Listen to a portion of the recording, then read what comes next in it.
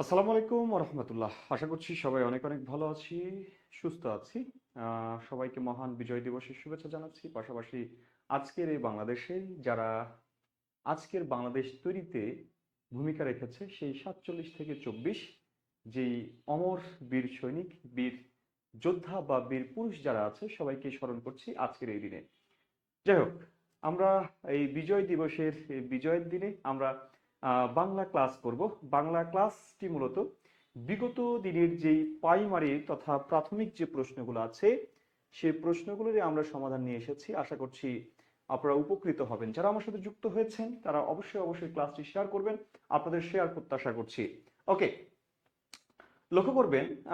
যাই হোক, আমি একটু কমেন্ট পড়ি। অনেকে সালাম দিয়েছেন। ওয়ালাইকুম আসসালাম, ওয়ালাইকুম আসসালাম। আমি দেখতে পাচ্ছি সালাউদ্দিন ভাই সালাম দিয়েছেন। ওয়ালাইকুম আসসালাম। শফিক তুহিন, ওয়ালাইকুম আসসালাম। তাসমিনা আক্তার লিজা, ওয়ালাইকুম আসসালাম। আরিফ রিজা, আচ্ছা। আরো অনেকে যুক্ত হয়েছেন। রাবেয়া কামরুল, ওয়ালাইকুম আসসালাম। আমি দেখতে পাচ্ছি আরো অনেকে আমাকে সালাম দিয়েছেন। সবার সবার সালামগুলো একসাথে নিয়ে নিচ্ছি। ওয়ালাইকুম আসসালাম। যাই হোক, অনেক নিয়ে নিলাম। যাই হোক, এবার আসেন আলোচনায় আসি। আমাদের আজকের যে বিষয়টি সেটি হচ্ছে ধ্বনি প্রকরণ থেকে প্রশ্ন থাকছে। আপনাদেরকে একটি রুটিন দেওয়া হয়েছে। সেই রুটিনের আজকের যে আলোচনার বিষয় সেটি ধ্বনি প্রকরণ। আচ্ছা, যারা আমার সাথে যুক্ত হয়েছেন অবশ্যই অবশ্যই বলবেন কে কোথায় থেকে যুক্ত হয়েছেন এবং আমার কথা শুনতে পাচ্ছেন কিনা। আর ক্লাসটি শেয়ার করবেন। হ্যাঁ, আচ্ছা, লক্ষ্য করবেন আমাদের প্রথম যে প্রশ্নটি আছে, প্রথম প্রশ্নে বলা হচ্ছে কি, বাক যন্ত্রের অংশ কোনটি? লক্ষ্য করবেন, বাক যন্ত্রের অংশ কোনটি? বাক যন্ত্রের অংশ, বাক যন্ত্রটা কি? যে যন্ত্রের সাহায্যে আমরা ধ্বনি উচ্চারণ করি বা ধ্বনি সৃষ্টির যন্ত্র হচ্ছে কি ধ্বনি সৃষ্টির উৎস। ধ্বনি সৃষ্টির সৃষ্টির উৎস, ধ্বনি সৃষ্টির উৎস কি? ধ্বনি সৃষ্টির উৎস হচ্ছে বাক যন্ত্র। বাক যন্ত্র, বাক যন্ত্র থেকে ধ্বনি সৃষ্টি হয়। ওকে, তাহলে দেখেন এখানে কোনটা হবে? স্বরযন্ত্র, ফুসফুস, দাঁত। ঘ নম্বরে আছে সবকটি। তাহলে উত্তর কি হবে? উত্তর হবে সবকটি। সবকটি ঘ নম্বর উত্তর হবে। কারা উত্তর ঘ করেছেন একটু কমেন্ট করে দেখি। হ্যাঁ, ওকে, যারা আমার সাথে যুক্ত হয়েছেন ক্লাসটি শেয়ার করবেন। হ্যাঁ, তাহলে আমরা এক নম্বর প্রশ্নের যে উত্তরটি দেখছি সেটি হচ্ছে ঘ। এক নম্বর প্রশ্নের উত্তর ঘ। এখন কথা হলো, বাক যন্ত্রর অংশ কোনগুলো? লক্ষ্য করবেন, বাক যন্ত্রের অংশ কোনগুলো? আমাদের যদি এই টাইপের প্রশ্ন না হয়, লক্ষ্য করেন আরেকটি কোশ্চেন আছে কি, এখানে একটু তাকান। বলছে ধ্বনি উচ্চারণে মানব শরীরের যেসব প্রত্যঙ্গ জড়িত যেসব প্রত্যঙ্গ জড়িত সেগুলোকে একত্রে কি বলে? গলনালী, বাকযন্ত্র, স্বরযন্ত্র, শ্বাসনালী। লক্ষ্য করবেন, বাকযন্ত্র বানানটা হচ্ছে এরকম, বাকযন্ত্র। বাকযন্ত্র শব্দটি বানান এরকম। আর এই শব্দটির সন্ধি বিচ্ছেদ কি? বাক যোগ যন্ত্র। বাক যোগ যন্ত্র সমান কি? বাকযন্ত্র। বাক যোগ যন্ত্র সমান কি? বাকযন্ত্র। অর্থাৎ এটি হচ্ছে সন্ধি বিচ্ছেদ আর এটি হচ্ছে মূল বানান। বানানে গয়ের নিচে হসন্ত আছে, কিন্তু এখানে আমাদের প্রশ্নে হসন্ত নেই। সুতরাং এই জায়গাতে আমাদের এটাকে উত্তর হিসেবে নিতে হবে, কোনো ব্যাপার না। লক্ষ্য করবেন, তারা ভুল করলে সেটি ভুল না, আমরা ভুল করলেই ভুল সেটি। ওকে, তাহলে উত্তর আমাদের কি? উত্তর হচ্ছে বাক যন্ত্র অর্থাৎ খ। এখন কথা হলো বাক যন্ত্র কোনগুলো বা বাক যন্ত্রের অংশ কোনগুলো? বাক যন্ত্রের অংশ কোনগুলো? অংশ কোনগুলো? অংশ, ওকে। এক নম্বর যেটা আছে সেটা হচ্ছে ফুসফুস। এক নম্বরে যেটি আছে সেটি ফুসফুস। তারপরে কি আছে? তারপরে আছে শ্বাসনালী, শ্বাসনালী বা কণ্ঠনালী, শ্বাসনালী বা কণ্ঠনালী। তারপরে কি আছে? তিন নম্বরে যেটি আছে সেটিকে বলছি কি? বলছি স্বরযন্ত্র, স্বরযন্ত্র বলছি। তিন নম্বরে আছে স্বরযন্ত্র। চার নম্বর যেটি আছে সেটি হচ্ছে জিহ্বামূল, জিহ্বামূল বা কণ্ঠ, জিহ্বামূল বা কণ্ঠমূল, জিহ্বামূল বা কণ্ঠমূল। তারপরে যেটি আছে সেটি হচ্ছে আলজিহ্বা, আলজিহ্বা, আলজিহ্বা, ঠিক আছে, আলজিহ্বা। তারপরে যেটি আছে সেটি হচ্ছে তালু, তালু, হ্যাঁ, তালু। তালুর পরে যেটি আছে সেটি হচ্ছে আচ্ছা জিহ্বা, আলজিহ্বা, এর সাথে জিহ্বাটাও লিখবো, জিহ্বা। এটি হচ্ছে বাকযন্ত্রের অংশ। এরপরে যেটি আছে সাত নম্বর, সাত নম্বর যেটি আমরা পাবো সেটি হচ্ছে মূর্ধা, মূর্ধা বা পশ্চাৎ দন্তমূল, পশ্চাৎ দন্তমূল, পশ্চাৎ দন্তমূল। এরপরে যেটি আছে আট নম্বর যেটি আছে এটাকে আমরা বলতে পারি কি? দন্ত বা দন্তমূল, দন্ত, দন্তমূল, এগুলো হচ্ছে বাকযন্ত্রের অংশ। এরপরে যেটি আছে সেটি হচ্ছে ওষ্ঠ, ওষ্ঠ। তারপরে যেটি আছে দশ নম্বরে যেটি আছে সেটা হচ্ছে নাসিকা মানে নাক, এবং কি? নাক ও নাসারন্ধ্র, নাসারন্ধ্র, এইগুলো হচ্ছে বাকযন্ত্রের অংশ। তাহলে লক্ষ্য করবেন আমি যেগুলো লিখেছি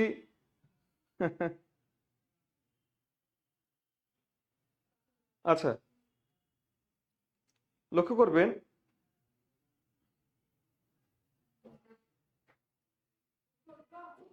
লক্ষ্য করবেন আমি এখানে যেগুলো লিখেছি এই সবগুলো হচ্ছে বাকযন্ত্রের অংশ। যেগুলো আমি লিখেছি সব হচ্ছে বাকযন্ত্রের অংশ, বাকযন্ত্রের অংশ। এখন কথা হলো বাকযন্ত্রের অংশ বলেছি, এখন এগুলো মনে রাখবো কিভাবে? দেখেন আমরা যখন কথা বলি তখন ফুসফুস তাড়িত বাতাস বের হয়। এই বাতাসটা যে বের হচ্ছে এই বাতাসটা আসছে কোথায় থেকে? এই বাতাসটা আসছে মূলত ফুসফুস থেকে। কোথায় থেকে আসে? ফুসফুস থেকে। এই ফুসফুস থেকে যে নালী দিয়ে আসে সেই নালীটার নাম হচ্ছে শ্বাসনালী বা কণ্ঠনালী। এরপরে দেখেন এই যে আমাদের এখানে যে একটা উঁচু জায়গা আছে ছেলেদের, এটাকে বলা হয় স্বরযন্ত্র। এটাকে কি বলে? এটা হচ্ছে স্বরযন্ত্র। অর্থাৎ ফুসফুস থেকে এই ঠোঁট আর নাক পর্যন্ত যতগুলো অঙ্গ আছে সব হচ্ছে বাকযন্ত্রের অংশ। তাহলে দেখেন এখানে একটু লক্ষ্য করেন, বলছি স্বরযন্ত্র কোনটাকে বলছি? এই যে এটাকে বলছি স্বরযন্ত্র। এই স্বরযন্ত্র পার হবার পর্বে যেটা আছে জিহ্বার মূল বা গোড়া, এটাকে বলা হয় জিহ্বামূল, জিহ্বামূল বা কণ্ঠমূল, ঠিক আছে, জিহ্বামূল বা কণ্ঠমূল বা কণ্ঠ, ঠিক আছে, এটা হচ্ছে কণ্ঠ বা জিহ্বামূল, ওকে। এই জিহ্বামূলের পরে যেটা আছে এই জিহ্বামূল থেকে পার হবার পরে দেখবেন ওপরে একটা ঝুলন্ত জিহ্বা আছে, সেটাকে বলা হচ্ছে কি? আলজিহ্বা বলা হচ্ছে সেটাকে। আর পাশাপাশি আমাদের যে বড় জিহ্বাটা আছে এই জিহ্বাটাকে জিহ্বা বলছি। এটা হচ্ছে বাকযন্ত্রের সবচাইতে সক্রিয় অংশ, ওকে। এরপরে দেখবেন ওপরে যে বিশাল একটা জায়গা আছে এই জায়গাটাকে বলা হচ্ছে তালু। এটাকে বলা হয় মুখবিবরের, মুখবিবরের ছাদ বলা হয় এটাকে, মুখবিবরের ছাদ। এরপরে আছে দেখেন এই যে আমরা যখন লক্ষ্য করবেন আমরা যখন আমরা যখন আহ, আমরা যখন এই যে ট ঠ উচ্চারণ করি ট ঠ ড ঢ, তখন আমাদের জিহ্বাটা এরকম উল্টে গিয়ে একটা জায়গাতে স্পর্শ করে। এই যে এ তালু পার হয়ে এরকম একটি জায়গা আছে, এই জায়গার এখানে স্পর্শ করে ট ঠ ড ঢ, যে জায়গাটাকে স্পর্শ করে সেটাকে বলা হয় মূর্ধা। আর এই মূর্ধার আরেকটি নাম হচ্ছে পশ্চাৎ দন্তমূল। অর্থাৎ এই মূর্ধাটা এই উত্তল জায়গাটা দাঁতের পেছনে, এই জন্য এটাকে বলা হয় পশ্চাৎ দন্তমূল। এরপরে যেটি আছে সেটি হচ্ছে দন্ত বা দাঁত বা দন্তমূল যেটাই বলি না কেন। এরপরে আছে ওষ্ঠ, ওষ্ঠ মানে ঠোঁট। এরপরে হচ্ছে নাসিকা, নাসিকা তথা কি নাক, আর নাসারন্ধ্র। এইখানে যে অঙ্গগুলোর কথা বললাম এগুলো সব হচ্ছে বাকযন্ত্রের অংশ, বাকযন্ত্রের অংশ, ঠিক আছে। তাহলে এর বাইরে যেগুলো আছে সেগুলো বাকযন্ত্রের অংশ নয়, সেগুলো বাকযন্ত্রের অংশ নয়। লেখা ক্লিয়ার দেখা যাচ্ছে না? ওকে, এরপরে আসেন। এরপরে লক্ষ্য করবেন লেখা তো ক্লিয়ার দেখা যাচ্ছে, আমি লেখা ক্লিয়ার দেখতে পাচ্ছি। হ্যাঁ, শরীফ হাসান খান, আমি লেখা ক্লিয়ার দেখতে পাচ্ছি, লক্ষ্য করবেন। পরের যে প্রশ্নটি আছে, আমরা আবারও বলছি, বিগত প্রাথমিক বিদ্যালয় সহকারী শিক্ষক নিয়োগে যে প্রশ্নগুলো এসেছে সেগুলোর সমাধান করছি আমরা। লক্ষ্য করবেন এরপরে যে প্রশ্নটি আছে, লক্ষ্য করবেন, আমরা দেখতে পাচ্ছি এখানে 3 নম্বর প্রশ্নে বলেছে যে শব্দের ক্ষুদ্রতম অংশকে বলা হয়, শব্দের ক্ষুদ্রতম অংশকে বলা হয়, শব্দের ক্ষুদ্রতম অংশকে কি বলা হয়? শব্দের ক্ষুদ্রতম অংশ বা উপাদান, ক্ষুদ্রতম অংশ বা উপাদান বা মূল উপাদান বা অংশ, মূল অংশ, ঠিক আছে, বা ক্ষুদ্রতম একক বা ক্ষুদ্রতম অংশ, যেটাই বলুক না কেন সেটি জারি হোক। লক্ষ্য করবেন, এটা জারি হোক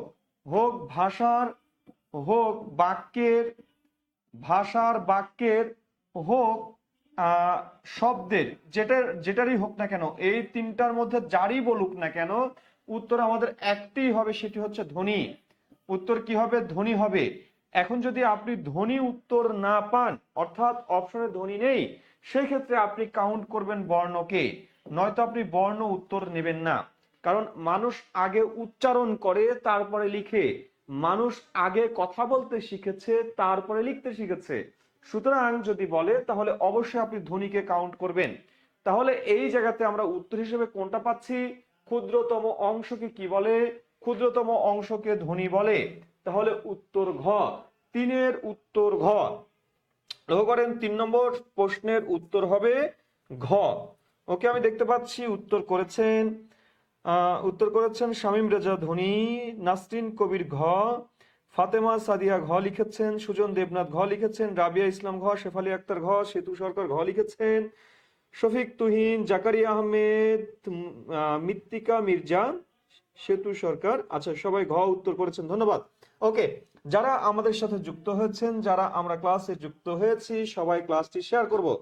আপনাদের শেয়ার প্রত্যাশা করছি, ক্লাসটা আপনারা সবাই প্রত্যেকে শেয়ার করে দিবেন। লক্ষ্য করেন এরপরে যেটি 4 নম্বর প্রশ্ন, লক্ষ্য করেন 4 নম্বর প্রশ্নে কি বলেছে? ধ্বনি হলো, ধ্বনি কি? দেখেন তো ধ্বনি কি কি হবে? অর্থবোধক শব্দ সমষ্টি, ভাষার লিখিত রূপ, দুটি শব্দের মিলন, ভাষার ক্ষুদ্রতম অংশ, কোনটি হবে বলেন? ধ্বনি কি? ধ্বনি হলো অর্থবোধক শব্দ সমষ্টি, ভাষার লিখিত রূপ, দুটি শব্দের মিলন, ভাষার ক্ষুদ্রতম অংশ। উত্তর কোনটি হবে? একটু ঝটপট উত্তর করে ফেলেন। 4-এর কি হবে? 4 নম্বর উত্তর কোনটি হবে? একটু ঝটপট উত্তর করে ফেলবেন। 4-এর কোনটি হবে? 4-এর কোনটি হবে? একটু ঝটপট উত্তর করে ফেলবেন। দেখেন ধ্বনি হলো, ধ্বনি কি? অর্থবোধক শব্দ সমষ্টি, ভাষার লিখিত রূপ, দুটি শব্দের মিলন, ভাষার ক্ষুদ্রতম অংশ। কোনটি হবে? উত্তর কোনটি হবে? উত্তর কোনটি হবে? একটু ঝটপট উত্তর করবেন। কোনটি হবে? উত্তর কোনটি হবে? একটু ঝটপট। আচ্ছা, 4 সবাই ঘ দিয়েছেন, ভাষার ক্ষুদ্রতম অংশ। রাইট, ভাষার ক্ষুদ্রতম অংশ। দেখেন আমি একটু আগেই বললাম, ভাষার বাক্যের শব্দের যারই বলুক না কেন, এই যে উপাদান বলুক, মূল উপাদান বলুক, মূল অংশ বলুক, ক্ষুদ্রতম একক বলুক, ক্ষুদ্রতম অংশ বলুক, কি হবে? সর্বদা ধ্বনি হবে। তাহলে এবার এই প্রশ্নটার দিকে তাকান। ধ্বনি হলো, ধ্বনি কি? ভাষার ক্ষুদ্রতম অংশ, বাক্যের ক্ষুদ্রতম অংশ, শব্দের ক্ষুদ্রতম অংশ। এইগুলো হবে উত্তর। ক্ষুদ্রতম অংশ, ঠিক আছে, ক্ষুদ্রতম অংশ। ওকে, তাহলে উত্তর হচ্ছে আমাদের ঘ। তাহলে আমাদের সঠিক উত্তর কি? সঠিক উত্তর ঘ, অর্থাৎ ডি। ধন্যবাদ যারা ডি উত্তর করেছেন। ওকে, এরপরে আসেন পরের প্রশ্নটি। পরের প্রশ্নে কি বলেছে? 5 নম্বর বলছে ভাষার মূল উপাদান কোনটি? দেখেন ভাষার মূল উপাদান কোনটি? এটি 19 সালের প্রশ্ন। 19 সালে এসেছে। 19 সালে দেখেন 19 সালে এসেছে। এটা 15তম শিক্ষক নিবন্ধনে এসেছে, আবার প্রাথমিক বিদ্যালয় সহকারী শিক্ষক নিয়োগ পরীক্ষাতে এসেছে। অর্থাৎ এই টাইপের প্রশ্ন আপনি একটি পেয়ে যেতে পারেন, আসন্ন পরীক্ষায় আপনি একটি পেয়ে যেতে পারেন। ঠিক আছে, তাহলে দেখেন বলছে ভাষার মূল উপাদান কোনটি? দেখেন আমি এই কথাটা আগেই লিখে দিয়েছি। এই যে লক্ষ্য করেন, মূল উপাদান, এই যে মূল উপাদান বললে সেটা উত্তর কি হবে? ধ্বনি হবে। সেটা বাক্যের বলুক, ভাষার বলুক, শব্দের বলুক। তাহলে এই জায়গাতে আমাদের 5 নম্বর উত্তরটা কি হবে? 5 নম্বর উত্তর হবে, লক্ষ্য করেন, বর্ণ, শব্দ, ধ্বনি, বাক্য। তাহলে এখানে উত্তর হবে গ। 5-এর উত্তর গ। আমি দেখতে পাচ্ছি সবাই গ উত্তর করেছেন, ধন্যবাদ। এখন মনে করেন এই গতে এই ধ্বনিটা নেই, গতে ধ্বনি নেই, গতে মনে করেন ধ্বনি নেই, ঠিক আছে, গতে ধ্বনি নেই। গতে অপশনে দেওয়া আছে কি? দেওয়া আছে মনে করেন, দেওয়া আছে মনে করেন, দেওয়া আছে কি? দেওয়া আছে মনে করেন, দেওয়া আছে, দেওয়া আছে, দেওয়া আছে, দেওয়া আছে কি? দেওয়া আছে অক্ষর, অক্ষর দেওয়া আছে। তাহলে এবার একটু বলেন উত্তর কোনটা হবে? এখন 5 নম্বর প্রশ্নের উত্তর কোনটি হবে বলেন? 5 নম্বর প্রশ্নের উত্তর এখন কোনটি হবে? ঝটপট বলে ফেলেন, 5 নম্বর প্রশ্নের উত্তর এখন কোনটি হবে?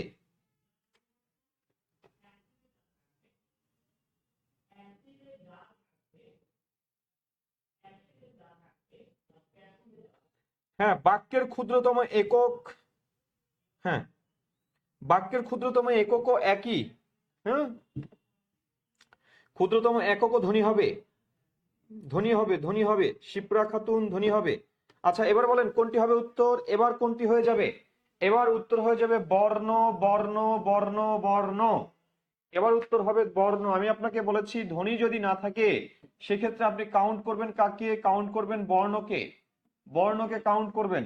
তাহলে উত্তর হবে এবার বর্ণ। এবার উত্তর হয়ে যাবে বর্ণ। পরের প্রশ্ন 6 নম্বর। বাংলা ভাষায় অক্ষর হচ্ছে, অক্ষর কি? অক্ষর, অক্ষর হচ্ছে শব্দ, শব্দের মূল অংশ, শব্দের অর্থপূর্ণ, অর্থপূর্ণ খণ্ডাংশ বা মূল অংশ বলা যায়। হ্যাঁ, মূল অংশ। তাহলে এখানে উত্তর কোনটা হবে? উত্তর হবে কতে আছে ধ্বনির লিখিত রূপ, খতে আছে বর্ণের সমার্থক শব্দ, গতে আছে শব্দ উচ্চারণের অংশ, ঘতে আছে হরফের সমার্থক শব্দ। তাহলে কোনটা হবে? উত্তর হবে গ, শব্দ উচ্চারণের অংশ, শব্দ উচ্চারণের অংশ। তাহলে 6 নম্বর উত্তর কি? শব্দ উচ্চারণের অংশ, শব্দ উচ্চারণের অংশ। ওকে, আসেন পরের প্রশ্নটা চলে যাই আমরা। পরের প্রশ্নে চলে যায় 7 নম্বর। বলছে শব্দের ক্ষুদ্রতম অংশকে কি বলে? শব্দের ক্ষুদ্রতম অংশকে কি বলে? একই কথা, ভাষার বলুক, বাক্যের বলুক, শব্দের বলুক, ক্ষুদ্রতম অংশ মানেই কি? ক্ষুদ্রতম অংশ মানেই সেটি ধ্বনি। উত্তর কি হবে? উত্তর হবে খ। এখানে উত্তর কোনটি হবে? উত্তর হবে খ। হ্যাঁ, উত্তর হবে খ। এখানে উত্তর হয়ে যাবে খ। লক্ষ্য করেন এখানে উত্তর হবে কি? উত্তর হবে খ।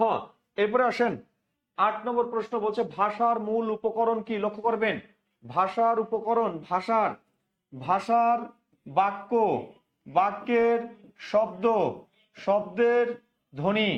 লক্ষ্য করবেন, ভাষার যদি বলি মূল, মূল উপকরণ, মূল উপকরণ, মূল উপকরণ, উপকরণ, উপকরণ, বৃহত্তম একক, বৃহত্তম একক, একক, যেটাই বলুক না কেন, ভাষার ক্ষেত্রে হবে বাক্যের, বাক্যের ক্ষেত্রে হবে শব্দের, শব্দের ক্ষেত্রে হবে ধ্বনি। তাহলে ভাষার মূল উপকরণ কোনটি? বাক্য, বাক্যের কোনটি? শব্দ, শব্দের কোনটি? ধ্বনি। তাহলে এই জায়গাতে আমরা উত্তর হিসেবে কোনটি পাচ্ছি? ভাষার মূল উপকরণ। তাহলে ভাষার উপকরণ কি হবে? বাক্য। উত্তর খ। 8 নম্বর প্রশ্নের উত্তর কি হবে? উত্তর হবে খ। 8 নম্বর প্রশ্নের উত্তর খ। আমরা যারা যুক্ত হয়েছি ক্লাসে অবশ্যই অবশ্যই ক্লাসটি শেয়ার করব। আপনাদের শেয়ার প্রত্যাশা করছি। অবশ্যই ক্লাসটি শেয়ার করবেন, অবশ্যই অবশ্যই ক্লাসটি শেয়ার করবেন। এরপরে আসেন পরের প্রশ্ন 9 নম্বর। 9 নম্বর প্রশ্নে বলেছে কি? বাংলা বর্ণমালায় পূর্ণ মাত্রা, অর্ধমাত্রা, মাত্রাহীন বর্ণের সংখ্যা যথাক্রমে। পূর্ণমাত্রা, অর্ধমাত্রা, মাত্রাহীন বর্ণের সংখ্যা যথাক্রমে। লক্ষ্য করেন অর্ধমাত্রা, সরি, প্রথমে পূর্ণমাত্রা, পূর্ণমাত্রা স্বর কতটি? স্বর, হ্যাঁ, স্বর প্লাস ব্যঞ্জন। হ্যাঁ, স্বর প্লাস ব্যঞ্জন। স্বর কয়টা? 6টা, ব্যঞ্জন 26। অর্ধমাত্রা, অর্ধমাত্রা কতটি স্বর? 1টি, ব্যঞ্জন 60টি, মাত্রাহীন, মাত্রাহীন স্বর কয়টা? মাত্রাহীন স্বর হচ্ছে মাত্র মাত্র 4টা, আর এখানে হবে 6টা। 6 26 কত? 32। 7 আর 1 কত? 8। 6 4 10। তাহলে পূর্ণমাত্রা 10টি, সরি 32টি। দেখেন এই যে 32টি, অর্ধমাত্রা কয়টি? 8টি। এই যে 8টি, মাত্রাহীন কয়টি? 10টি। এই যে 10টি। উত্তর ক। 9 নম্বর উত্তর ক। 9 নম্বর উত্তর ক। 9 নম্বর প্রশ্নের উত্তর ক। ক উত্তর করেছেন আমি দেখতে পাচ্ছি এস এম সবুজ, মনিকা হাওলাদার মনি, রাবেয়া কামরুল, আচ্ছা কাকুলি আক্তার, আব্দুল হাকিম কক্স, শাফিন তুহিন, সেতু সরকার। আচ্ছা ধন্যবাদ। এফ এন চৌধুরী, নেট সমস্যা। আচ্ছা নেট সমস্যা হতে পারে আপনার, একটু অপেক্ষা করুন, ঠিক হয়ে যাবে, ঠিক আছে। আচ্ছা তাহলে এইখানে আমরা দেখতে পাচ্ছি 9 নম্বর প্রশ্নের 9 নম্বর প্রশ্নের উত্তর কোনটি? উত্তর ক। 9 নম্বর প্রশ্নের উত্তর ক। এরপরে আসি 10 নম্বর। বলছি মৌলিক স্বরধ্বনি কয়টি? মৌলিক স্বরধ্বনি না, এখানে লেখা আছে স্বরবর্ণ। লক্ষ্য করবেন, মৌলিক স্বর বর্ণ। মৌলিক স্বর বর্ণ যদি বলে তাহলে উত্তর হবে 6টি। মৌলিক স্বর ধ্বনি যদি বলে, মৌলিক স্বর ধ্বনি, স্বর ধ্বনি, তাহলে উত্তর হবে কয়টি? উত্তর হবে 7টি। যদি বলা হয় যৌগিক স্বর বর্ণ কত? যৌগিক স্বর বর্ণ, স্বর বর্ণ হবে 2টি। আর যদি বলা হয় যৌগিক স্বর ধ্বনি, যৌগিক স্বর ধ্বনি কতটি? উত্তর হয়ে যাবে 25টি। 25টি উত্তর। তাহলে লক্ষ্য করেন এই জায়গাতে আমাদের উত্তর কোনটি হবে? বলছে মৌলিক স্বরবর্ণ কয়টি? তাহলে উত্তর কোথায়? 6টি আছে। দেখেন এখানে কোনো উত্তর 6টি নাই। তাহলে এই জায়গাতে আমরা পরিস্থিতি শিকার, সুতরাং আমরা উত্তর নিব কয়টি? 60টি। যিনি প্রশ্ন করেছেন তিনি 60টি উত্তর নেবেন, বুঝেছেন? আচ্ছা তাহলে 10 নম্বর প্রশ্নের উত্তর হচ্ছে কয়টি? 60টি। উত্তর গ। এরপরে আসেন 11 নম্বর প্রশ্ন। বলছে দন্ত বর্ণ কোনগুলো? দন্ত বর্ণ কোনগুলো? লক্ষ্য করেন দন্ত বর্ণ, তাহলে ক বর্গের যেগুলো আছে ক খ গ এগুলোকে বলা হয় কণ্ঠ। তবে চ বর্গের যেগুলো আছে চ ছ জ ঝ এগুলোকে বলা হয় তালব্য। এরপর ট বর্গের যে বর্ণগুলো আছে এগুলোকে বলা হয় মূর্ধা বর্ণ, মূর্ধা। এরপরে যেটা আছে ত বর্গ, ত বর্গকে বলা হয় দন্ত। এরপরে প বর্গের যে বর্ণগুলো আছে এগুলোকে বলা হয় ওষ্ঠ, ওষ্ঠ বর্ণ বলা হয়। তাহলে লক্ষ্য করবেন এই যে এখানে আমি লিখে দিয়েছি ক বর্গ মানে কণ্ঠ, চ বর্গ মানে তালব্য, ট মূর্ধা, ত দন্ত, প ওষ্ঠ। আমার প্রশ্নে চেয়েছে দন্ত বর্ণ কোনগুলো, অর্থাৎ এই যে ত বর্গের বর্ণ যেগুলো ত থ দ ধ, অর্থাৎ এই জায়গাতে আমাদের সঠিক উত্তর কোনটি? সঠিক উত্তর গ। উত্তর গ। 11 নম্বর উত্তর গ। 11 নম্বর উত্তর গ। আচ্ছা এ বর্ণ নয় ধ্বনি, রাইট শামীম রেজা, এ বর্ণ নয়, এ হচ্ছে ধ্বনি। মৌলিক স্বরবর্ণ আমরা 60টি পড়ে আসছি না, 60টি না, মৌলিক স্বরধ্বনি 60টি। আপনি 60টি পড়েছেন ধ্বনি, ঠিক আছে। আচ্ছা এরপরে আসেন 12 নম্বর প্রশ্ন। বলছি ওষ্ঠ বর্ণ কোনগুলো? ওষ্ঠ বর্ণ, তাহলে দেখেন ওষ্ঠ বর্ণ কোনগুলো?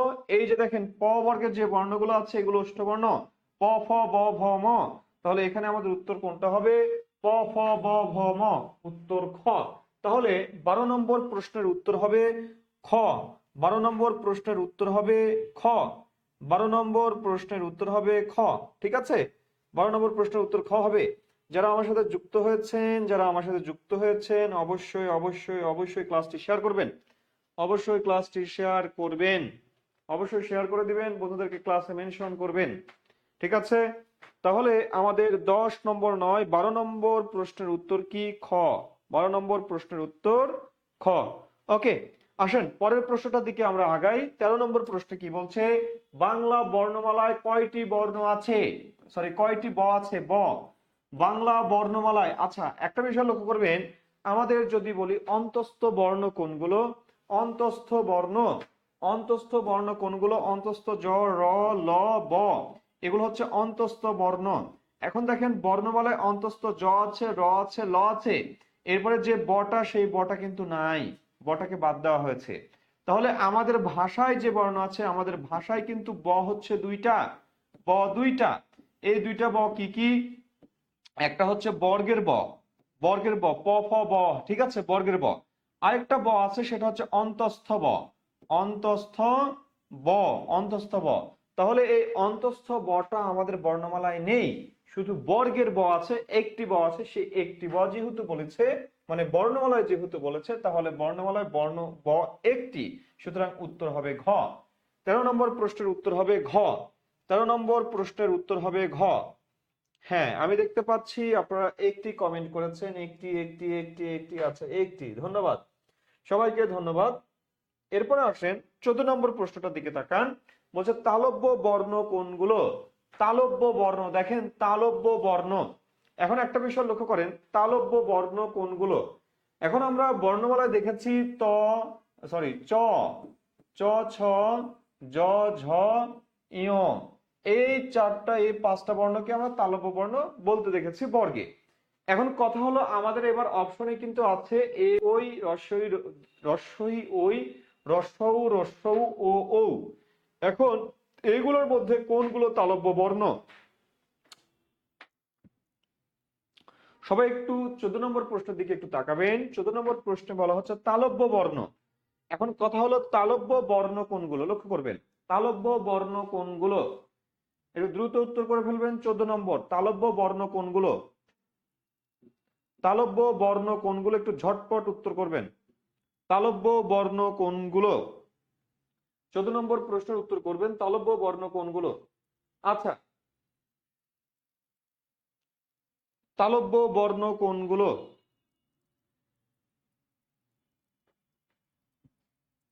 দেখেন, আমরা প্রথমে লিখব কণ্ঠ, তারপরে লিখব তালব্য, তারপরে লিখব ওষ্ঠ, ওষ্ঠ। ওকে, দেখেন কণ্ঠ বর্ণ কোন দুইটা? অ আর আ, এই দুইটা কণ্ঠ। তালব্য কোন দুইটা? তালব্য হচ্ছে রস্বই দীর্ঘই তালব্য। ওষ্ঠ কোনটা? রস্বউ দীর্ঘ হচ্ছে ওষ্ঠ। ওকে, এরপরে আছে মূর্ধা। এই মূর্ধা বর্ণ কোনটা? মূর্ধা বর্ণটা হচ্ছে রি। এই রিটা হচ্ছে মূর্ধা বর্ণ, মনে রাখবেন। ঠিক আছে, এই তিনটা মনে রাখলেই হবে। এবার দেখেন আছে কি? আছে এ ওই, এ ওই, এ ওই। আছে কি? ও ও। লক্ষ্য করবেন, আমরা এই ওইটাকে দিয়ে মনে রাখবো। ওই সমান কি? এই ওই সমান হচ্ছে অ যোগ রস্বই। ও সমান কি? ও সমান হচ্ছে অ যোগ রস্বউ। লক্ষ্য করেন, অ যোগ রস্বউ, অ যোগ রস্বই ওই। তাহলে অ উচ্চারণ হয় কোথায় থেকে? কণ্ঠ থেকে। আর রস্বই উচ্চারণ হয় কই থেকে? তালব্য থেকে। তাহলে এই এ আর ওইকে বলা হয় কণ্ঠ তালব্য, কণ্ঠ তালব্য।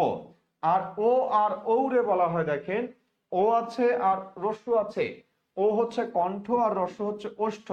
তাহলে এইটাকে বলা হয় কণ্ঠ ওষ্ঠ, কণ্ঠ, কণ্ঠ ওষ্ঠ, কণ্ঠস্থ। ঠিক আছে, কণ্ঠস্থ। এই বর্ণটা হচ্ছে কণ্ঠস্থ বর্ণ। তাহলে আমাদের চেয়েছে তালব্য।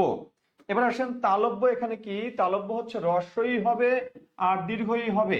কিন্তু একটা মজার ব্যাপার দেখেন, এই রস্বই দীর্ঘই কোথাও নাই, শুধু রস্বইটা আছে। ওকে, এই রস্বইর সাথে কি আছে? ওই আছে। ওই সমান কি? অযোগ রস্বই। তাহলে যেহেতু এই ওই এর মধ্যে রস্বই আছে, সুতরাং আমরা এই খটাকে কাউন্ট করতে পারি। তাহলে এই জায়গাতে আমাদের 14 নম্বর উত্তরটা কি হবে? উত্তর হবে খ। 14 নম্বর প্রশ্নের উত্তর হবে খ। 14 নম্বর উত্তরটা হবে খ। ওকে, আমি দেখতে পাচ্ছি 14 নম্বর উত্তর খ অনেকে কমেন্ট করেছেন। আমি দেখতে পাচ্ছি অনেকেই কমেন্ট করেছেন, নামগুলো অনেক পড়ে শেষ করা যাবে না।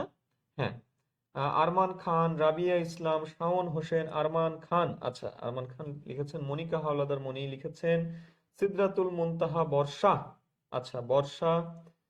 শ্রী লিখন দাস, এস এম সবুজ, হাসান, এমডি হাসান। আচ্ছা, এমডি রানা আহমেদ। আচ্ছা, ধন্যবাদ সবাইকে, সবাই কমেন্ট করেছেন, ধন্যবাদ। ওকে, আসেন পরের প্রশ্নটার দিকে একটু তাকাই। পরের প্রশ্নটার দিকে তাকাই, লক্ষ্য করেন।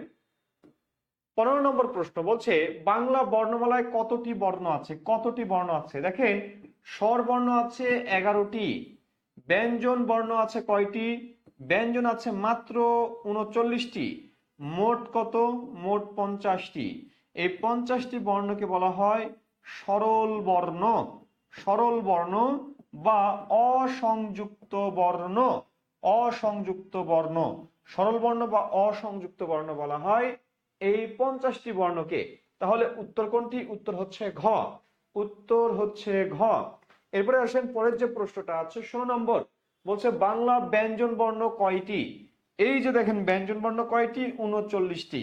তাহলে উত্তর কয়টি? উত্তর হচ্ছে গ, 39টি। তাহলে 16 নম্বর প্রশ্নের উত্তর কোনটি হবে? গ হবে। এরপর আসেন 17 নম্বর প্রশ্ন। বলছে বাংলা ভাষায় ব্যবহৃত মৌলিক স্বরধ্বনি কয়টি? বাংলা ভাষায় ব্যবহৃত মৌলিক স্বরধ্বনি। আচ্ছা, মৌলিক স্বর কতটি? একটু আগে লিখেছি মৌলিক স্বর ধ্বনি। ধ্বনি কতটি? ধ্বনি হচ্ছে 60টি। আর বর্ণ কতটি বলেছিলাম? বর্ণ বলেছিলাম 6টি।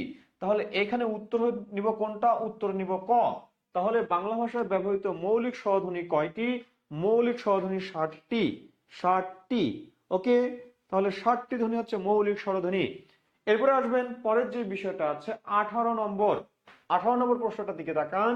বলছে জীবের সামনের অংশের সাহায্যে উচ্চারিত স্বরধ্বনিগুলোকে কি বলে? নিম্ন স্বরধ্বনি, অগ্র স্বরধ্বনি, জীব স্বরধ্বনি, সম্মুখ স্বরধ্বনি। লক্ষ্য করেন এই যে 18 নম্বর প্রশ্নে বলছে জিহ্বার কোথায় থেকে? সামনের অংশ থেকে উচ্চারিত। সামনের অংশ, তাহলে কোনটা হবে? আচ্ছা, ওকে, লক্ষ্য করবেন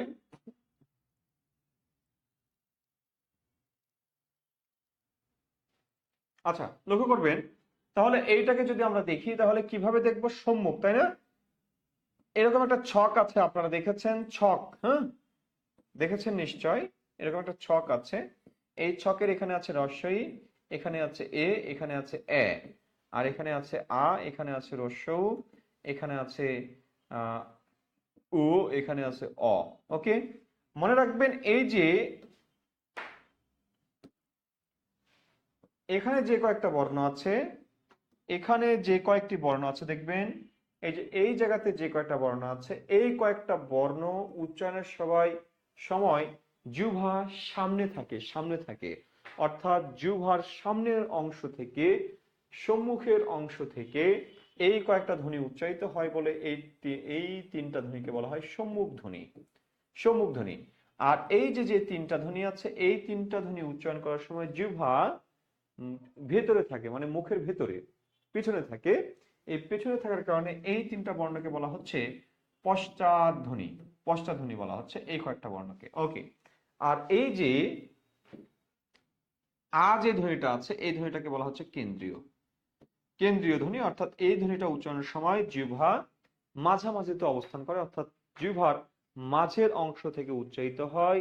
এই জন্য এগুলোকে বলা হচ্ছে কেন্দ্রীয় ধ্বনি। তাহলে সামনের অংশ থেকে যেহেতু উচ্চারিত হচ্ছে, এই জন্য এটাকে বলবো কি? সম্মুখ স্বরধ্বনি। কোনগুলো? এই রস্বই এ এ, এই তিনটা ধ্বনি হচ্ছে সম্মুখ স্বরধ্বনি। ওকে, এরপর আসেন পরের যেটা আছে 19 নম্বর কোশ্চেন। বলছে একই সঙ্গে উচ্চারিত দুইটি মিলিত স্বরধ্বনিকে কি বলে? একই সাথে উচ্চারিত দুইটি মিলিত স্বরধ্বনিকে কি বলে? দেখেন আমি একটা শব্দ লিখছি লাউ, এই লাউ শব্দের দিকে তাকান, বা একটা শব্দ লিখছি দেখেন, হ্যাঁ লাউটাই লিখি, বা মেও, আচ্ছা লাউটা লিখি। ওকে, এই লাউ শব্দের দিকে একটু তাকান, দেখবেন যে প্রথমে যে বর্ণটি আছে ল, এই ল এর সাথে যেটা আছে সেটা হচ্ছে আকার। এই আকারের পরে যেটা আছে দেখেন রস্বউ। এবং মজার ব্যাপার হলো এই আর রস্বউ এই দুইটা একসাথে উচ্চারণ হচ্ছে লাউ, আউ, আউ। ঠিক আছে, আউ। তাহলে এই যে আউ যখন একসাথে উচ্চারিত হচ্ছে তখন এইটাকে বলা হচ্ছে যৌগিক স্বর। যৌগিক স্বর, সান্ধ্য স্বর, সান্ধ্য স্বর, বা সান্ধ্যক্ষর, সান্ধ্যক্ষর বা দ্বিস্বর, অনেকগুলো নাম আছে দ্বিস্বর। ওকে, দেখেন দুইটা ধ্বনি একসাথে উচ্চারিত হচ্ছে। এই দুইটা ধ্বনি একসাথে উচ্চারিত হলেও প্রথম যেটা আছে এই বর্ণটা, এই ধ্বনিটা যতটুকু উচ্চারণ করে, এই পরের বর্ণটা ততটুকু উচ্চারণ করে না। অর্থাৎ এই প্রথম বর্ণটা, প্রথম স্বরটা সম্পূর্ণ উচ্চারিত হয়, কিন্তু দ্বিতীয় যে স্বরটা আছে এই স্বরটা সম্পূর্ণ উচ্চারণ হয় না। যদি সম্পূর্ণ উচ্চারণ হতো তাহলে আপনি কিন্তু বলতেন কি, আচ্ছা আচ্ছা, যদি দুইটা স্বরে যদি সমান উচ্চারণ হতো, মানে একই পরিমাণ উচ্চারণ হতো, তাহলে আপনি কিন্তু এটাকে লাউ বলতেন না, বলতেন কি লাউ, লাউ বলতেন, লাউ। ঠিক আছে, লাউ বলতেন। আপনি যেহেতু এটারে লাউ বলেন না, কি বলেন? লাউ। লাউ অর্থাৎ এই যে আউ, এটারে আপনি আউ বলেন না, বলেন কি আউ, অর্থাৎ এই জায়গাতে এসে থেমে যাচ্ছেন, এটাকে কম উচ্চারণ করছেন, এই জন্য এটার নাম হচ্ছে অর্ধস্বর। এটার নাম কি? অর্ধস্বর। এই অর্ধস্বরের সংখ্যা কতটি? অর্ধস্বরের সংখ্যা হচ্ছে 4টি। কি কি? একটা হচ্ছে রস্বই, একটা হচ্ছে রস্বউ, একটা হচ্ছে ও, আর একটা হলো এ। এই যে যে 4টা বর্ণের কথা বলেছি, 4টা স্বরধ্বনির কথা বলেছি, এই 4টা স্বরধ্বনি হচ্ছে অর্ধস্বর। অর্ধস্বর। গুড। নাসরিন কবির। লাউ। হুম। ওকে, তাহলে দেখেন, লক্ষ্য করেন, এখানে যেটা হচ্ছে আমাদের উত্তর সেটা হবে কি? গ, যৌগিক স্বর। যৌগিক স্বর, 19 নম্বর উত্তরটা যৌগিক স্বর। এরপরে আসেন পরের যেটা আছে, পরের যেটি আছে, সাউন্ড তো ঠিক আছে, জেরিন আক্তার, সাউন্ড ঠিক আছে, সাউন্ড ঠিক আছে, আচ্ছা। ওকে, এবার আসেন,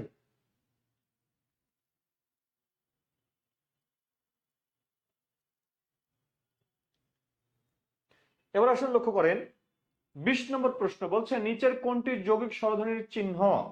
যৌগিক স্বর, যৌগিক স্বর দেখেন তো, কোনটি যৌগিক স্বর? কোনটি যৌগিক স্বর? কোনটি যৌগিক স্বর? দেখেন তো কোনটি যৌগিক স্বর? কোন বর্ণের মধ্যে দুইটা স্বরধ্বনি আছে? দেখেন এই জায়গাতে কি আছে? এই জায়গাতে রস্য আছে একটাই। এই জায়গাতে কি আছে? আ আছে একটাই।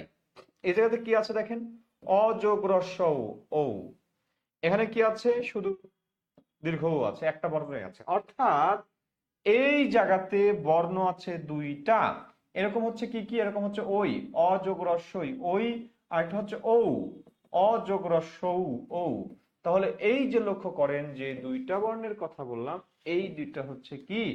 যৌগিক স্বরধ্বনি। তাহলে উত্তর কোনটা? উত্তর গ। 20 নম্বর প্রশ্নের উত্তর হবে গ। হুম, 20 নম্বর উত্তর হবে কি? গ। ওকে, এরপরে আসেন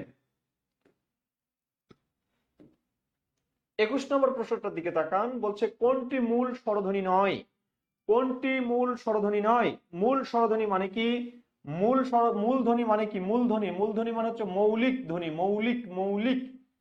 এখন মৌলিক ধ্বনি কোনটা না দেখেন, এই রস্যও এটা মৌলিক ধ্বনি। মৌলিক ধ্বনি কোনগুলো? অ, আ, রস্যই, রস্যউ, এ, ও। হ্যাঁ, একটা হচ্ছে এ। এই কয়েকটা হচ্ছে মৌলিক। এদের বাইরে যেগুলো আছে, এদের বাইরে কি আছে? দীর্ঘই আছে। এদের বাইরে কি আছে? দীর্ঘ আছে। এদের বাইরে কি আছে? রি আছে। এদের বাইরে কি আছে? ওই আছে। এদের বাইরে কি আছে? ও আছে। তাহলে এগুলো মৌলিক না, তাহলে এগুলো মূল না, ঠিক আছে, মূল ধ্বনি নয়। তাহলে কোনটা? এই যে ঘ। এখন তো এই জায়গাতে লক্ষ্য করবেন, মনে করেন এই কোশ্চিনটাই এসেছে, হ্যাঁ, এই কোশ্চিনটাই এসেছে, কিন্তু অপশনে আছে মনে করেন, বলছে কি কোনটি মৌলিক ধ্বনি না, মানে মূল ধ্বনি না। অপশনে আছে মনে করেন ক, সরি, অপশনে আছে মনে করেন ও, অপশনে আছে মনে করেন ম, অপশনে আছে মনে করেন মূর্ধন্য, অপশনে আছে মনে করেন, আচ্ছা, অপশনে আছে মনে করেন ইও, অপশনে আছে মনে করেন দন্তন্য। উত্তর কোনটা হবে বলবেন, ঝটপট উত্তর করবেন। এখানে উত্তর কোনটি হবে? এই জায়গাতে উত্তর কোনটি হবে? উত্তর কোনটি হবে বলবেন? উত্তর কোনটি হবে এখানে বলবেন? ঝটপট বলবেন এখানে উত্তর কোনটি হবে? হ্যাঁ, 21 নম্বর এই প্রশ্নের উত্তর কোনটি হবে বলবেন?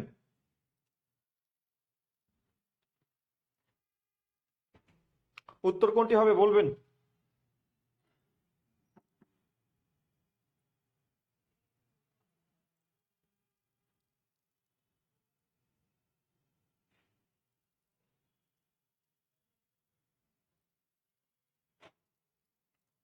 উত্তর কোনটি হবে?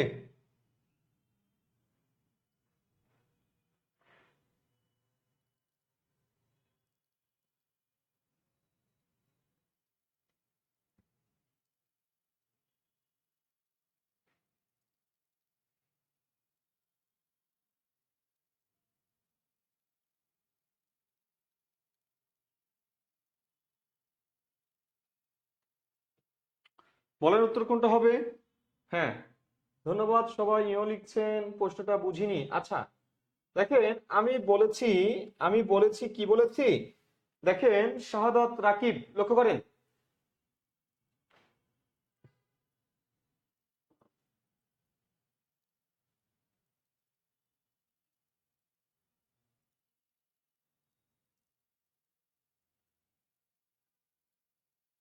আচ্ছা, লক্ষ্য করেন এখানে যেই প্রশ্নটা আছে বলছি কোনটা মূলধ্বনি নয়। মূলধ্বনি মানে কি মৌলিক ধ্বনি নয়, মৌলিক না।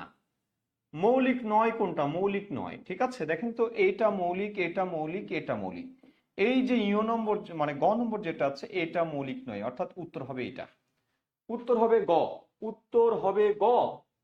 সুজন দেবনাথ আপনি ভুল করলেন, উত্তর হবে গ।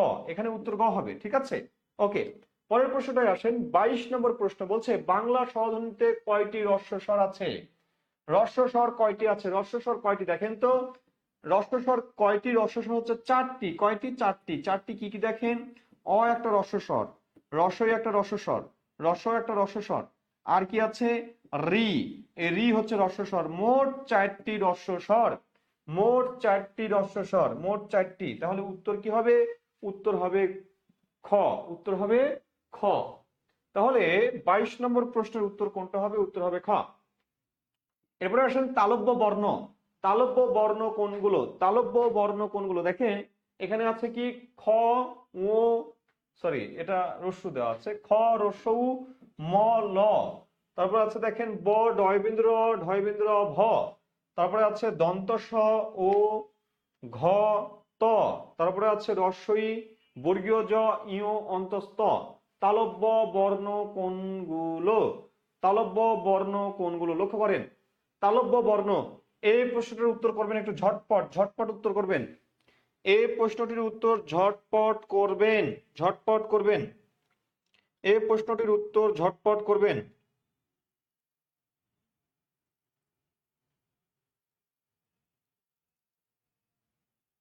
এই প্রশ্নটির উত্তর সবাই একটু ঝটপট করবেন।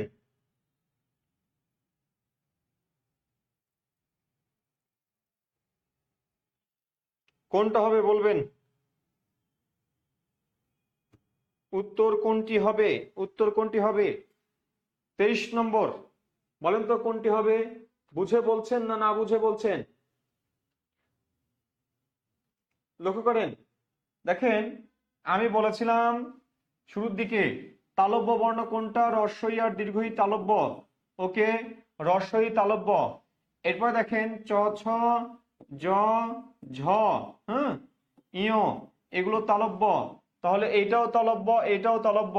এরপরে দেখেন এই যে অন্তস্থ জ কার মতো উচ্চারণ নেয়? অন্তস্থ জ বর্গীয় জয়ের উচ্চারণ নেয়। তাহলে বর্গীয় যদি তালব্য হয় অন্তস্থ জ হবে তালব্য। এবার দেখেন এই অন্তস্থ জয়ের নিচে যদি ফোঁটা দেই তাহলে অন্তস্থ অন্তস্থ পাওয়া যায়। সুতরাং এটাও তালব্য। মনে রাখবো এইভাবে, ঠিক আছে, এইভাবে মনে রাখবো। তাহলে এই জায়গাতে অন্তস্থ তালব্য বর্ণ, সুতরাং উত্তর হবে ঘ। উত্তর হবে ঘ। উত্তর হবে ঘ। ঠিক আছে, তাহলে এখানে উত্তর হবে ঘ। 23 নম্বর প্রশ্নের উত্তর ঘ।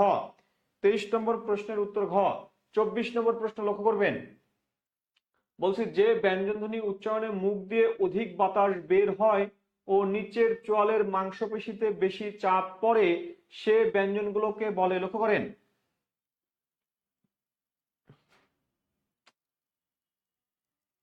আচ্ছা, যাই হোক, এই পাশে একটি অপশন চলে আসছে। ঠিক আছে, ঘ নম্বর যে অপশনটি সেটি হচ্ছে এইরকম।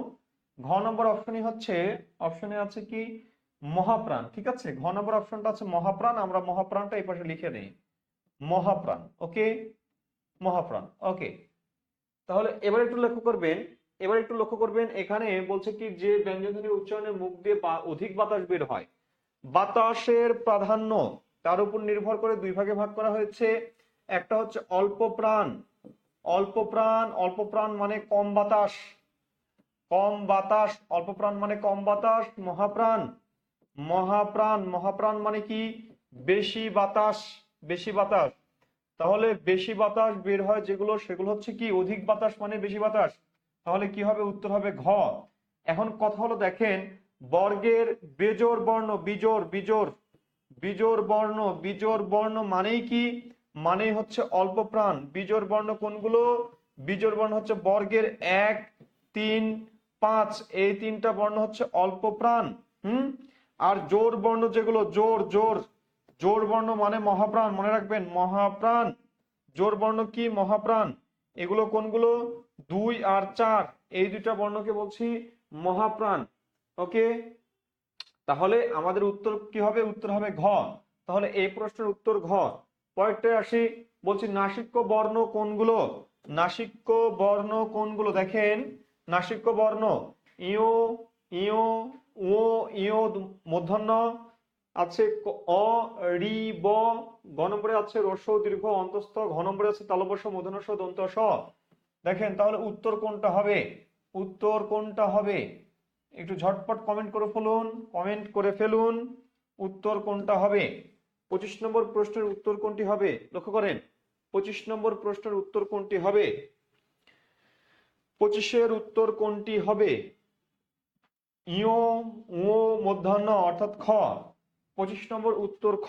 25 নম্বর উত্তর খ। বকুলি আক্তার, সরি কাকুলি আক্তার, তাহমিনা লোপা লিখেছেন খ, সেতু সরকার লিখেছেন খ। আচ্ছা, সিদ্ধাতুল মুনতাহা বর্ষা, আচ্ছা এত বড় নাম আপনার, ওকে। শাহরিয়ার হোসাইন লিখেছেন খ, নাসরিন কবির খ, কাকলি 2 4, আচ্ছা। এফ এন চৌধুরী, আচ্ছা অল্প প্রাণ মহাপ্রাণ লিখেছেন সিদ্ধাতুল মুনতাহা, ওকে। আফরোজা জামান, মনিকা হাওলাদার মনি, নাসরিন কবির, এস এম সবুজ, হাসি মধু, আচ্ছা হাসি মধু লিখেছেন খ, ওকে। শাওন হোসেন লিখেছেন খ, রেজওয়ান আলী লিখেছেন বিজোড় 1 3 5 অল্প প্রাণ, ধন্যবাদ। ধন্যবাদ। ফারজানা আক্তার, স্বপ্নের সন্ধি, ইসরাত জাহান খ উত্তর করেছেন, সিনথিয়া ইসলাম সুরভি, শফিক, তুহিন, সবাইকে ধন্যবাদ। লক্ষ্য করেন তাহলে উত্তরটা কি? উত্তর হচ্ছে খ। এরপরে প্রশ্নটায় আসি, 26 নম্বর প্রশ্ন। 26 নম্বর প্রশ্ন আমরা দেখতে পাচ্ছি কি আছে, উপরের ও নিচে ঠোঁটের সাহায্যে উচ্চারিত ধ্বনিগুলোকে কি বলে? উপরের ও নিচের ঠোঁটের সাহায্যে উচ্চারিত ধ্বনিগুলো কি? উচ্চারিত ধ্বনিগুলো হচ্ছে ওষ্ঠ ধ্বনি, ওষ্ঠ ধ্বনি, ওষ্ঠ ব্যঞ্জন। কোনগুলো? দেখেন প, ফ, ব, ভ, ম, প, ফ, ব, ভ, ম, এগুলো হচ্ছে ওষ্ঠধ্বনি। এর বাইরে আছে কি? দেখেন ওষ্ঠধ্বনি আছে রস্য উ, দীর্ঘ উ, এই দুটো ওষ্ঠধ্বনি। তাহলে উত্তর কোনটা? উত্তর হচ্ছে গ, উত্তর গ। 26-এর উত্তর কি? 26-এর উত্তর গ, 26-এর উত্তর গ, 26-এর উত্তর গ, ওকে। 27 নম্বর বলছে কোনগুলো ওষ্ঠধ্বনি? তাহলে এই মাত্র বললাম প, ফ, ব, ভ, ম, তাহলে উত্তর কি? উত্তর হচ্ছে ঘ।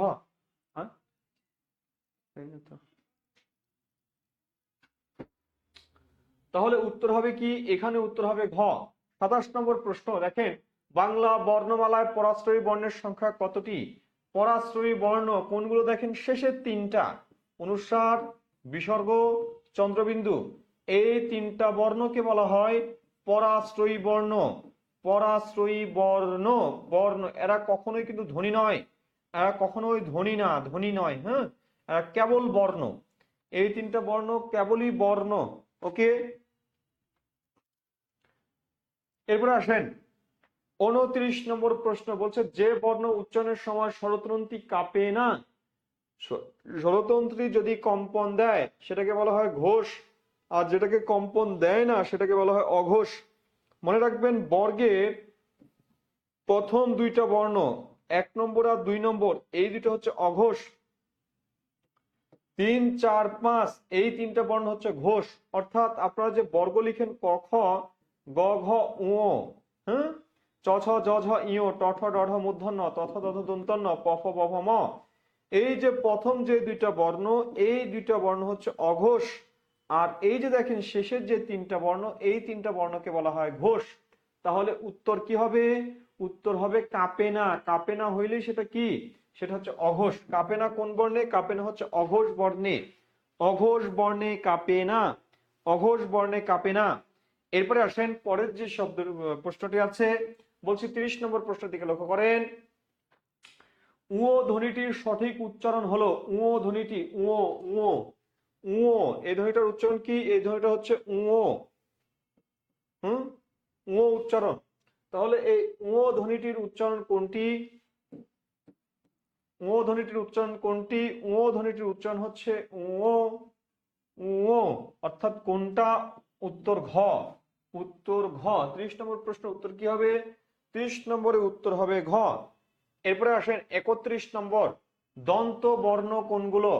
দন্ত বর্ণ কোনগুলো? দন্ত বর্ণ, দন্ত বর্ণ কোনগুলো? দেখেন ত থ দ ধ দন্ত ন, অর্থাৎ ত, ত, থ, দ, ধ, দন্ত ন, এগুলো হচ্ছে দন্তবর্ণ, দন্তবর্ণ। তারপরে আরো আছে র, আরো আছে ল, আছে দন্ত স, এগুলো সবগুলো দন্তবর্ণ। খণ্ড ত, এগুলো দন্তবর্ণ। তাহলে দন্তবর্ণ কোনগুলো? দন্তবর্ণ এই যে ত, থ, দ, ধ, এই বর্ণগুলো হচ্ছে দন্তবর্ণ, দন্তবর্ণ। ক্লিয়ার? তাহলে উত্তর কি? উত্তর হচ্ছে গ। এরপরে আসেন, নিচের কোনটি, নিচের কোনটি অঘোষ অল্পপ্রাণ? অঘোষ অল্পপ্রাণ, দেখেন আপনাকে বলেছি অঘোষ। অঘোষ মানে কি? অঘোষ মানে হচ্ছে 1, 2 বর্গের প্রথম দুইটা বর্ণ অঘোষ। এরপরে বলছি কি অল্প প্রাণ। অল্প প্রাণ মানে আমি আপনাকে বলেছি অল্প প্রাণ, অল্প প্রাণ মানে কম বাতাস বের হয় কোথায়? বেজোড় বর্ণ, অর্থাৎ 1, 3, 5। এবার আপনি দেখেন অঘোষ হইতে হবে, অল্প প্রাণ হইতে হবে, অঘোষ এবং অল্প প্রাণ হইতে হবে। তাহলে কি হবে? এই দুটোর মধ্যে কমন কোনটা? দেখেন কমন হচ্ছে 1, 1, অর্থাৎ 1 নম্বর বর্ণই কেবল অঘোষ অল্প প্রাণ হবে। দেখেন যদি প্রশ্নটা করতো এরকম অঘোষ, অঘোষ মহাপ্রাণ, মহাপ্রাণ, অঘোষ মহাপ্রাণ, তাহলে উত্তর হইতো কি জানেন? উত্তর হইতো অঘোষ মহাপ্রাণ, সরি,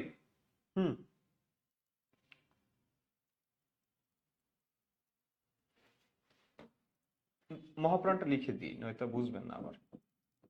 অঘোষ মহাপ্রাণ যদি হইতো তাহলে 2, 4, তাই না? ওকে, 2, 4। তাহলে অঘোষ যদি মহাপ্রাণ বলতো, অঘোষ মহাপ্রাণ, তাহলে দেখেন তো এই যে মহাপ্রাণ, এটা হচ্ছে মহাপ্রাণ, এটা হচ্ছে অঘোষ, এই দুটোর মধ্যে কমন কি? কমন হচ্ছে 2, অর্থাৎ বর্গের 2 নম্বর বর্ণটা হবে অঘোষ মহাপ্রাণ।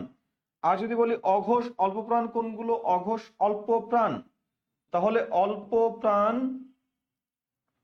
অল্প প্রাণ, অল্প প্রাণের ক্ষেত্রে কোনটা? দেখেন এই যে 1, 1, এই দুটোতে কমন অঘোষ অল্প প্রাণ, তাহলে 1 নম্বর। ঠিক আছে। যদি এবার আমরা ঘোষের কথা বলি, ঘোষ কোনগুলো? ঘোষ হচ্ছে পরের তিনটা, অর্থাৎ 3, 4, 5। এবার যদি আপনাকে বলা হয় ঘোষ, ঘোষ অল্প প্রাণ, ঘোষ অল্প প্রাণ, অল্প প্রাণ কোনগুলো? দেখেন ঘোষ এবং অল্প প্রাণ এই দুটোর মধ্যে কমন কোনটা? দেখেন 1, 3, 5, দেখেন 3 আর 5, অর্থাৎ 3 আর 5 এই দুটো হচ্ছে অঘোষ অল্প প্রাণ। যদি আপনাকে বলা হয় ঘোষ মহাপ্রাণ কোনগুলো? ঘোষ মহাপ্রাণ, ঘোষ মহাপ্রাণ, তাহলে কোনগুলো হবে? লক্ষ্য করেন ঘোষ মহাপ্রাণ, তাহলে এই যে ঘোষ 3, 4, 5, মহাপ্রাণ কোনগুলো? 2 আর 4, তাহলে এই যে 4, 4 কমন, অর্থাৎ ঘোষ মহাপ্রাণ হচ্ছে 4 নম্বর বর্ণ। তাহলে দেখেন আপনি যদি বলেন ক, এই কটাকে আপনি বলবেন কি? অল্প প্রাণ, আর কি বলবেন? অঘোষ বলবেন। এই খ কে কি বলবেন? অঘোষ মহাপ্রাণ। গ কে কি বলবেন? গ 3 নম্বর, 3 নম্বর কোথায় আছে? এই যে ঘোষ মহাপ্রাণ। ঘ হচ্ছে 4 নম্বর, 4 নম্বরকে আপনি কি বলবেন? 4 কোথায়? এই যে 4, তাহলে ঘোষ মহাপ্রাণ। উঁটাকে আপনি কি বলবেন? উ হচ্ছে 5 নম্বর, 5 নম্বর কোথায় আছে? দেখেন 5, তাহলে ঘোষ অল্প প্রাণ। তাহলে আপনি এইভাবে নির্ণয় করবেন কোনটা অল্প প্রাণ আর কোনটা মহাপ্রাণ, কোনটা ঘোষ কোনটা অঘোষ।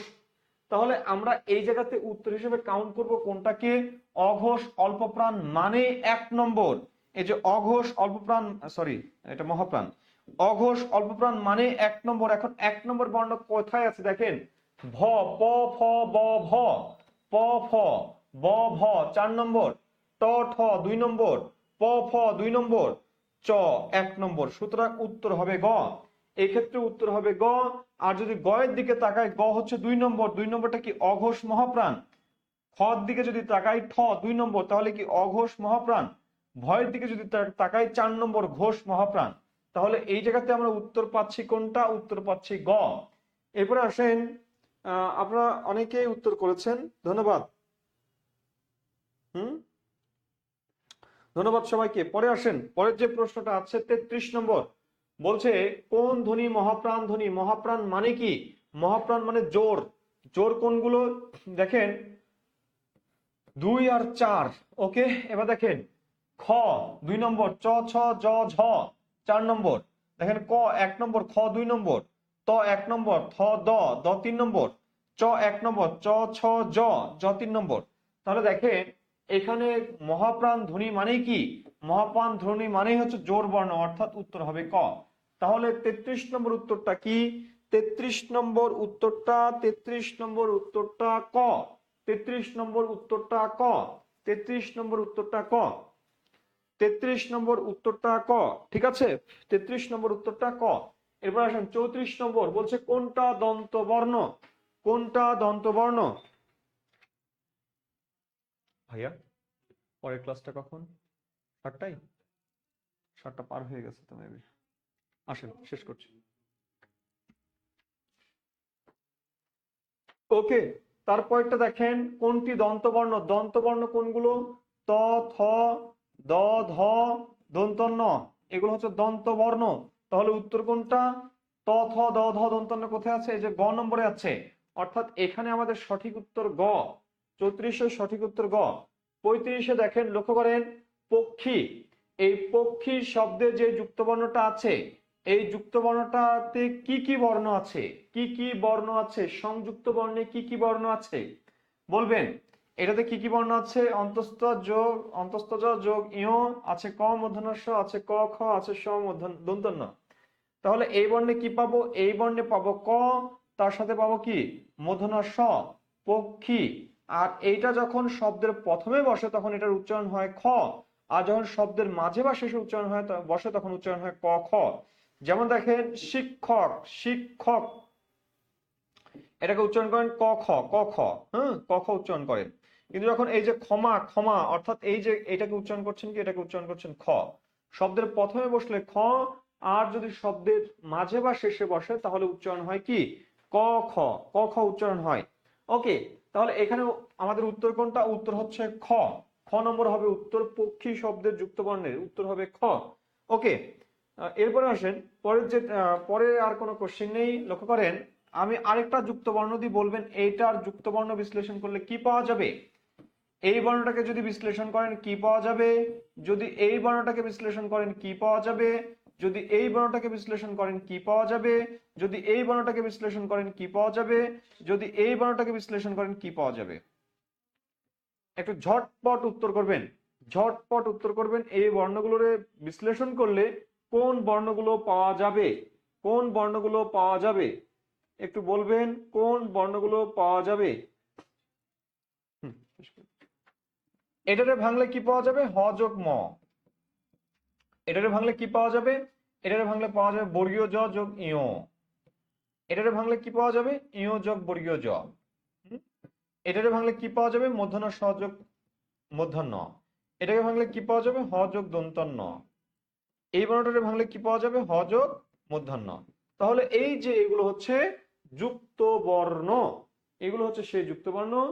তাহলে আজকে আমাদের এই পর্যন্তই। সবাই ভালো থাকবেন, সুস্থ থাকবেন, সবার সুস্বাস্থ্য দীর্ঘ কামনা করে এখানেই বিদায় নিচ্ছি। আল্লাহ হাফেজ, আসসালামু আলাইকুম।